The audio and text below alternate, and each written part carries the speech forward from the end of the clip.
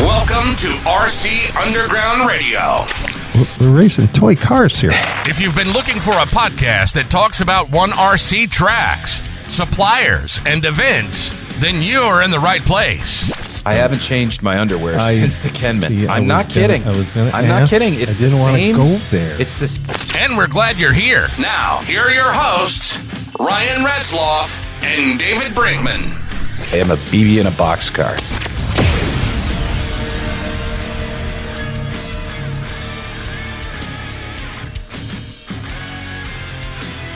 Hey, Dave, I'm kind of feeling a little like drained today.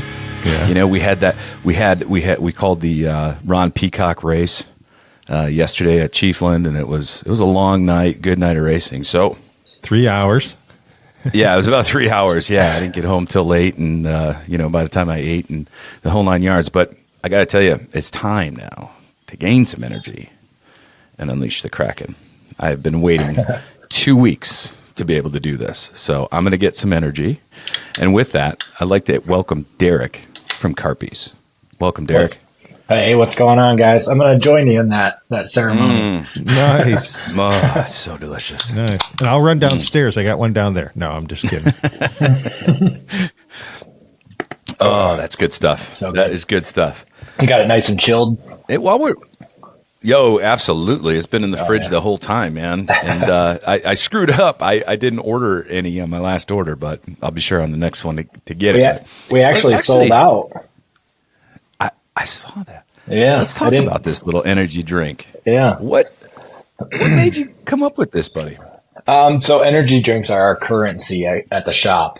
So anytime someone gets mad at the other, or they felt like they did someone dirty or let them down, or if someone was sick and had to call out the next day, that's our currency, energy drink. So, I don't know, one day I'm just like, we should just get our own energy drink. Then I got to Google them when I got home, and I'm like, I sent everybody the link. I'm like, we can just do that. Like, it's not even a big thing. So there's a company in Nevada that, you can choose like your color or your flavor profiles, and you send them the file, and they print it, label it up, and ship it out to you. I think it was like 4 weeks, and the minimum order was like 30 cases of it. But pretty cool product. And the main thing really wasn't really to sell it necessarily. It was more of just like a cool promotional item. So when we get a big customer, somebody wants donations for a race, someone's going to remember getting an RC branded energy drink over like, a shirt or a couple stickers or something. So it's a little more memorable than the typical, branding giveaway type stuff. And it's damn good on top of it. Yeah. Yeah. It's absolutely delicious. Yeah. I went over big at the RC Underground. Thanks again for doing some sponsorship for the Kenman. So what we do at the Kenman with the prizes for the drivers is, as their numbers pick, they get to pick whatever they want that's in the stack. And the Carpy's drinks went right away. They were gone right away. That's awesome. What's your plans? Are you gonna reorder some more of this or what? I think so. Originally, I figured 30 cases would last me a while, but it was about a month, and they were gone. Of course, that's awesome. We consumed a good dent of that at the shop, but yeah, you got to do customers product testing. would definitely order it from you. Yeah. Yep. Still, that's impressive, though. I mean, 30 cases in less than a month, and I'm sure a decent amount of that was sold. So, right, that's proof of concept right there. Yeah. Wait, you can do. We should need to do like a special RC Underground flavor of Carpy's energy. I'd be down for that. Yeah, RC Underground Radio. We could. That would be super cool. So Derrick, you've been on the show before. We talked a lot about kind of the start of Carpy's and how you guys have really gotten to where you're at, and you just continue to expand and grow. And can you talk a little bit about it's been almost a year since you've been on. Can we talk? Obviously, we've got the energy drinks. We just discussed that a little bit, but what else is coming? If there's anything you want to talk about, and what else have you guys done in that year's time? I'm probably can't remember everything, but A couple of the big things recently we've done is we became title sponsor for all 3 of the PRW Carpet Oval Pan Car races. So they have the Putnam Memorial, which is actually next week. We're title sponsor for that. We're title sponsor for the Winter Blast, as well as I can't even remember the third one. There's a third race, but the Putnam Memorial and the Winter Blast are the two main ones, and so we were able to acquire sponsorship for that.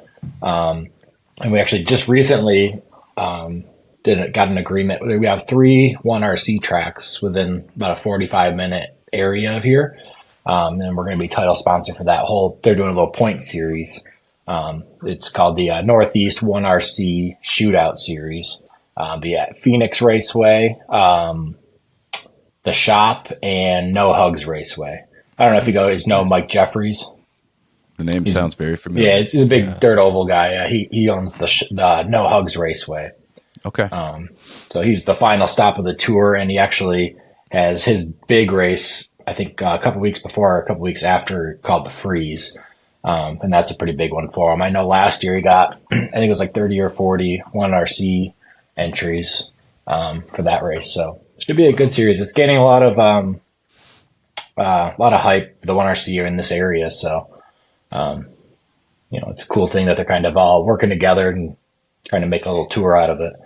Sure. Do you know what those tracks are? Those all carpet tracks? Are they foam tracks? Any idea what their surfaces are? I know Phoenix. That one's the closest one to us. It's about 25 minutes away. That one is a gray carpet track. Okay. And I think it's probably around like a 40-foot run line. It's, I think, the biggest track in the series. The Shop, that's a little bit further yet for us. But that one, I think, I could be wrong, but it's I think it's one of those tracks that 1RC sells. And it's kind of like the rollout with the walls and stuff. Okay. And then No Hugs, I believe, is a carpet track. I haven't made it out to No Hugs or the Shop yet, but they're all pretty nice places. The Shop's kind of interesting because it all started with just 4 or 5 guys that drink in the garage. It's literally in their garage. Yeah. And they ended up building the track, and then people started showing up, and now they got a whole following there. So it's pretty cool. That's cool. Yeah, that's pretty much how the underground started too. It was just me and Ryan, and I asked a couple of buddies I used to race with 25 years ago, and they came out, and now we got seating for 28 if we need it. So that place looks awesome. I was watching the video, the walk up the stairs the other day. Yeah, I appreciate that. Well, at the end of the year, we're going to have the 1RC foam oval nationals. There's all these foam tracks that have popped up. Around the country, and I'm like, well, there's no like big event just focused on that. So we're going to run the RC Oval National. So you want to come to town? That'd be super fun. What's that? Wisconsin, right? Yeah, Wisconsin. Yes. At least it'd be good for cheese, if nothing else. Right? Yeah, come on, sure. It's a business. It's a business deduction. And lots of beer. Come on, Derrick. It's a business. So is that you guys? Is that like upstairs of like a garage or something? No, it's downstairs in my basement. Oh, really? That's why it's got the name The Underground, because it's literally underground. Super. I just thought there was a lot of moonshining going on additional. Well, allegedly. Yeah, the beer stays out and the alcohol stays out in the garage. But, we could always talk about, Carpy's moonshine, if you want to talk about that. Yeah, the possibilities are endless now. That's the spinoff. That's the spinoff. So I've noticed too. I've been I'm like your biggest Instagram, Facebook follower. I think I pretty much like all your posts. It's a little nerdy, but it's so cool seeing all these cool wraps coming out and a lot of the new designs and stuff that your crew's coming up with. Mm-hmm. I imagine you're getting a lot of like customers getting ready for like Chili Bowl and some of the bigger races coming up. Is that a fair statement? Yeah. They got the 2 big oval races. Well, I guess 3, at least in our neck of the woods. And then obviously Chili Bowl is there's a race called Motorama. That's a big dirt oval race. It's out near Syracuse. I think it just opened up the entries and they sold out in like 15 minutes or something. That's crazy. And then there's obviously the Chili Bowl is a big one for our customers. And then they got the Snowbird Nationals in Florida at the end of January. So those are our 3 big ones that we try to promote and make sure everyone gets their stuff for. We typically, if anybody wants to keep an eye out, we usually run some kind of promotion, usually about a month or so before Chili Bowl and Snowbirds. Motorama, we probably missed the boat on just because I think that's coming up relatively soon, I believe. But yeah, so we usually run like a 20-25% off deal for those races, to get people who haven't ordered stuff from us to give us an opportunity, as well as kind of reward the people who do order a lot from us. Yeah, very cool. So when you were talking, Derrick, about those 3 tracks that are, in close proximity to you, it made me think, do you get an opportunity to go out and race? Yeah. I go to the first track of the series, Phoenix, which their first race of the series is actually next week when we're going to run Pan Cars. So I'll miss that one, but I usually try to get out there, half dozen to a dozen times a year. Friday nights, they have a good turnout. Almost every Friday is usually 20 cars or so. Late model is the big thing out here. I'm not sure if it's the same for you guys, but yeah, for sure. Yep. Yeah, they run a stock class, which is kind of just box stock minus the radio. And then they have an open class with the LiPo, and you can put the bigger motor in if you wanted. And you can run the 10V. Yeah. Yep. Yeah, no one can, but yeah. Yeah, we're the standard motor, but we run 300 milli LiPos. Yeah, pretty much super late model is kind of the thing out here. Yeah, that class, I haven't ran the actual asphalt modified yet, but I love the late model with the LiPo. It's so much fun. Oh, it's like the perfect blend. Yeah, for sure. See, buddy, you got to come here in May. It's like your perfect blend. You're gonna have all your customers here. Yeah. Everybody's running your stuff. You're gonna have Ryan. Ryan's gonna. You're gonna try to walk around. He's gonna have his arms around your leg. You're gonna have to drag him. Derrick, don't leave my side. I can't stay here, Derrick. Stay here. The biggest thing is, what kind of taco places do you guys have down there? Oh, hey, buddy, you come to town. Okay-ish. I'll bring a darn taco truck right to the track. Yeah. There's actually one less than a mile from my house that goes to a gas station, and there's more cars there for the tacos than the gas station. It's pretty funny. It's not that surprising, to be honest. Oh, it's good stuff. It's authentic. It's really good. We live for tacos here. There's the next Carpy shirt. Yeah. Carpies. We live for tacos. Yeah. That's it. We'll race for tacos. We'll race for tacos. You can have that one. I'll give you that one free. We actually went to the Carpet Oval Nationals the end of last carpet season, so probably springtime, is in Ohio, and they brought a taco truck for that race. They bought a taco truck to come down and sling some street tacos, so there's a pretty nice taste to it. Definitely drew us there. I was just saying, glad we talked about that, because I'm going to go down there and talk to them, I think. Would that be fun, Ryan? Huh? I think so. Yeah, definitely have a taco truck show up and everybody just load up. That'd be awesome. Yeah. We're hoping to have some big hitters like Murph Dog's talking about coming, and JP Trickle getting back behind a controller, and then we got some big dogs that race around this area. So and then we got Ryan. Throw him in the mix. Field filler. Maybe I'll have to. He's a winner. I'll have to do a little more practice this year with the 1RC, so I don't get too embarrassed. That's all right. Yeah. What track did you say you guys have? Is it the foam track? You said it's we have a foam track. It's 26 feet long, 24 feet wide. She gets going. We're running 2.4 laps.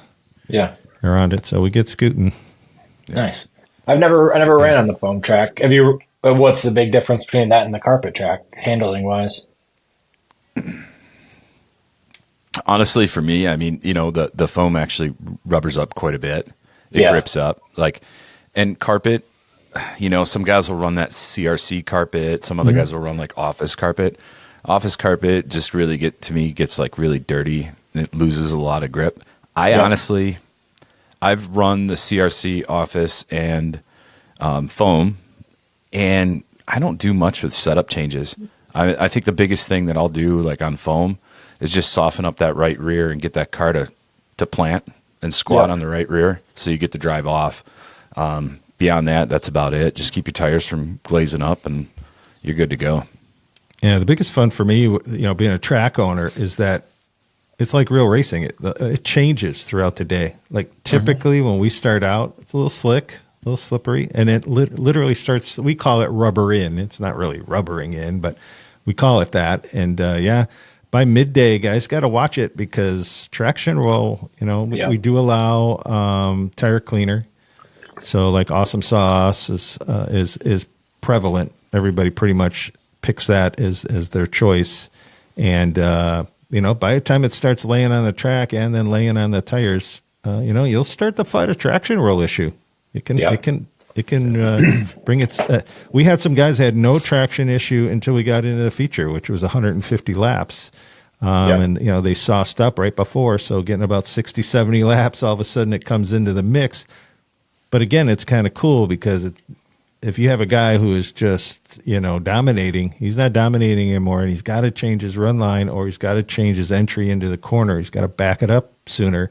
So it throws a wrench. And it started to hit in the C main. And we had a couple of guys that were a few laps down. The leader started having traction roll. They finished 1-2. It was a 100-lap B main or C main. And they finished 1-2-3, and it was a pass for the lead coming out of 4. Oh, really? To win it at the line, and only 2 cars transferred. So it was that was like race of the year so far. It was amazing. But again, it's just because the track actually changed during the race. And Ryan can probably, like I say, talk more to that, just because he's racing it more than I actually race it. So that's kind of like how our local track is, because we run pan cars there too. So it's kind of like a bullring pan car track. I think it's somewhere around 100-foot run line total. But for the 1RC, they split the infield, so we run half the track for the 1RC. Oh, yeah. Okay. So good idea. The turn 1 and 2 is all rubbered in from the foam pan cars. So 1 and 2 and 3 and 4 handle completely different. And 1 and 2 you'll go in and you'll like towards the end of the night, it'll start bicycling or traction rolling. I know with the EDM, that's when we first started running 1RC with, and you'd go in and you'd almost bicycle that whole corner. It was super fun. Yeah. So let's expand on that a little bit. How many different types of RC cars do you have and get an opportunity to race? I don't own any of them anymore, other than my one RC. So, we used to race. My dad started in the 80s. I got into it mid 90s. We kind of took a hiatus early 2000s, 2005-ish. Then we recently got back into it, 2000, around the time I started Carpy. So 2012, 2013. I got back into it. He didn't really want anything to do with it. But a year or two went by and he was back into it. And then I started getting busy with the shop. So he kind of runs the whole program as far as the cars, maintenance, all that stuff. I'm just a hired driver. Nice. I like to refer to myself as like a Paul Menard, Not very good, but I got a guaranteed ride. That's all that matters, man. You can get it done that way. But yeah, I usually run 2 pan cars, sometimes 3. We run two 10 scale classes, and we have a 12 scale oval car. And I have the 1RC late model. I have an EDM. We don't really run it anymore. And I have a foam tire sprint car, but we don't really get out with that much either. We had a phase with that, but it wasn't for us. Yeah, the late models are just tough to beat, right? Because you can bang up, but you can bang a little bit, thump doors and so forth. So that's super, super fun. The asphalt modified cars look awesome, though.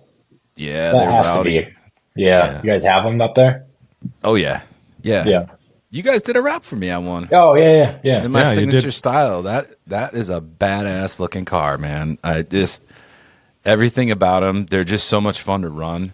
Once you get them set up and dialed in and working, like they're just an absolute blast. Like definitely pick one up for $200 some bucks. Like I bought one to make the template. And I took it apart to get all the body panels off, and there was like 7,000 screws, and I just never put it back together. Yeah. Right. I actually broke the servo in mine. took a pretty hard hit, and I've literally just kept it on the shelf. It looks so cool, but I don't want to pull it all apart because you're right. It is a pain to get that car apart. I'd rather just spend another $200 and get a new one. Right. Yeah, I had mine all apart too to paint because I bought it clear and I'm painting it and all this stuff. And yeah, then I'm trying to remember how to put it back together. And so many times I'm like, I'm just going to bring it in and let Ryan do it. And I'm like, no, he'll never let me live that down. No, I would never. Do this. Yeah. I was sending him pictures and hoping he'd go, oh no, that doesn't go there. That goes there. No, he's just like, finish it. Yeah. There's some issues with it, but fix it. Find it and fix it. I'll tell you that is some of the, at least in my opinion, with wraps and things like that, like it's pulling the car apart. You guys just did a rock steady body for me for my SC mod that I'm taking to Chili Bowl, and it's like I put the car all together, paint it, fit it the whole 9 yards, and then I got to pull it back apart so I can do the wrap.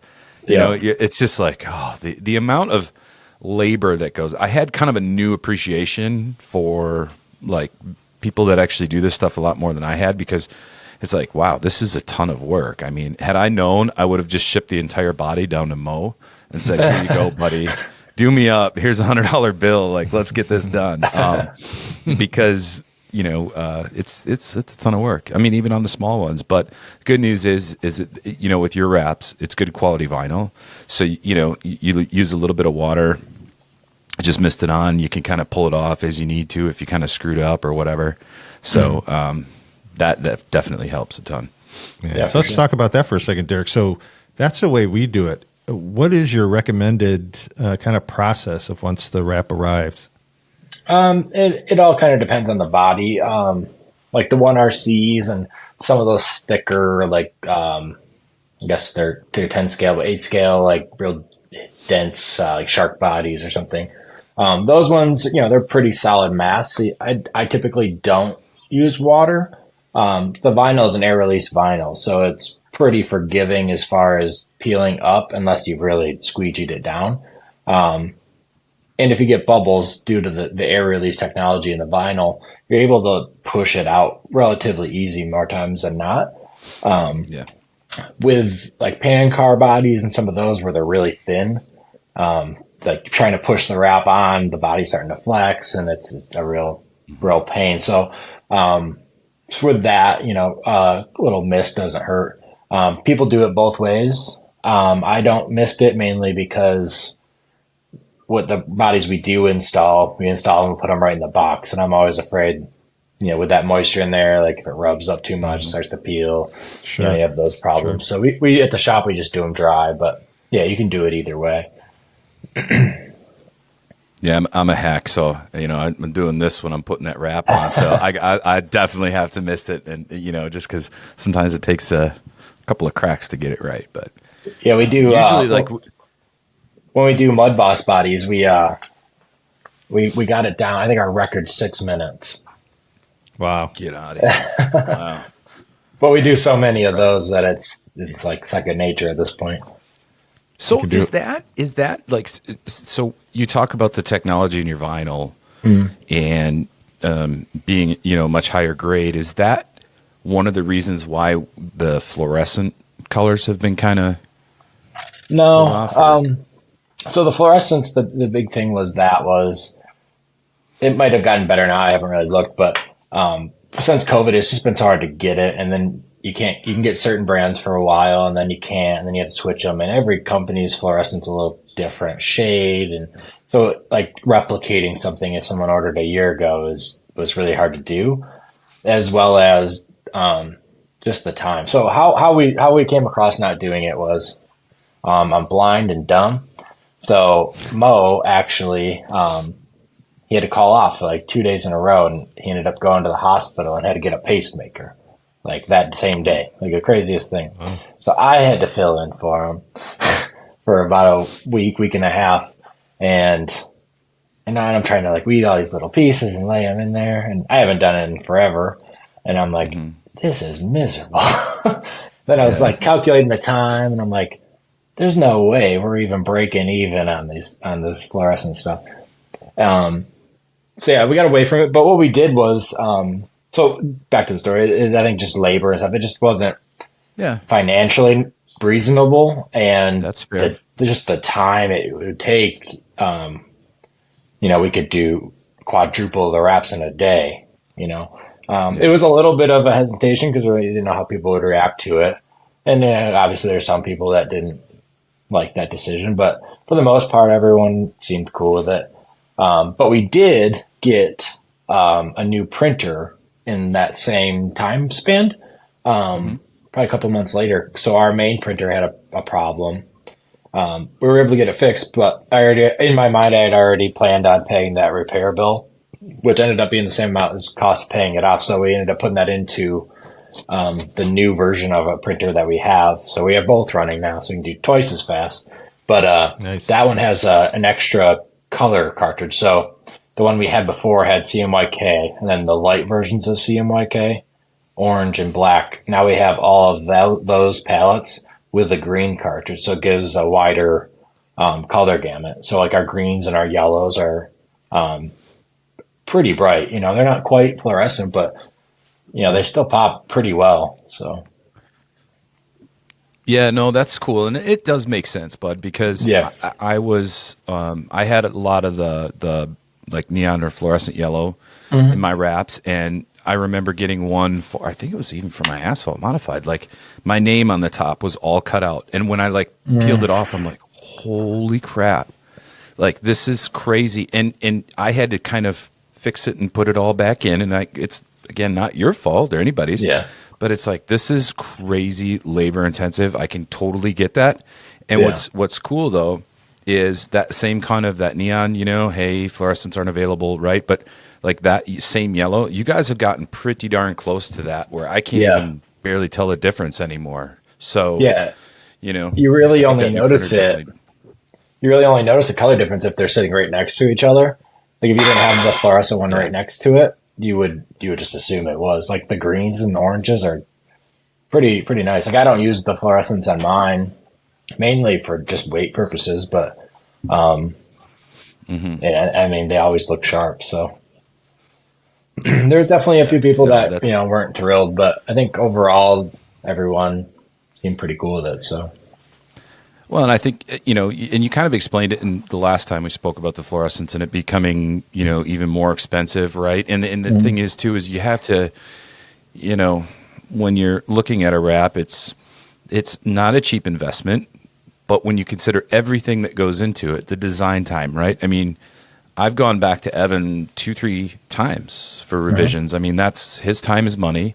The materials, all of that. So, and then also you got to make a profit on this stuff too. So, having variances in prices for that material and then the additional labor, I totally get it. Otherwise, nobody's going to pay $250 for a 1RC wrap, and I think people would be more insulted. At least I would be, if you came out with a price like that versus the couple of bucks it is. So, well said. That's good. I'm glad we cleared that up because I was kind of curious about why that kind of stopped. And plus, one of the cool things, I don't know if we've gotten to the 1RCs yet, but a lot of the wraps like the Mud Boss, some of the like MR custom late models and stuff, now that we don't layer the fluorescents in, we've been able to go in and like add details to them, like the grooves in the deck. So it looks like it's a paneled, sheet metal deck with the little rivets in it. Some of the shadowing and some of the panels stuff that we couldn't do with fluorescents because when you layer a fluorescent over it, you're not going to get those blends and those super fine little details. So that almost some of them look more realistic that way too. Yeah, for sure. So how about, is this RC drag racing is really starting to expand? Are you guys also involved with some drag racing wraps? We dabbled into it like a year and a half ago. The thing with the wraps are a lot of the early people who bought them didn't like them because when the cars flip and they skid across the asphalt, there's no wrap left at the end. Yeah. So they weren't really a big fan of it, and we weren't. It wasn't a big market like the oval racing was for us, so we kind of just drifted away from it over time. Okay. But yeah, I mean, the drag racing's definitely blown up. It seems to be getting controversial lately from what I've seen online, but as is racing, I guess. Right. Yeah. Yeah, I think every genre of RC has had its drama, right? Yeah. Over the years, whether it's Roar Racing or IFMAR, or it's like all of them have some kind of issue. Trinity slot machines. Let's not get into that one. I don't know much about it. I just read a post on my way home. That they took it off the Roar list or something. Yeah, they deemed them illegal, which is no bueno. Well, that's going to end the first part of our 2-part series with Derrick from Carpy. So be sure to join us next week on RC Underground Radio.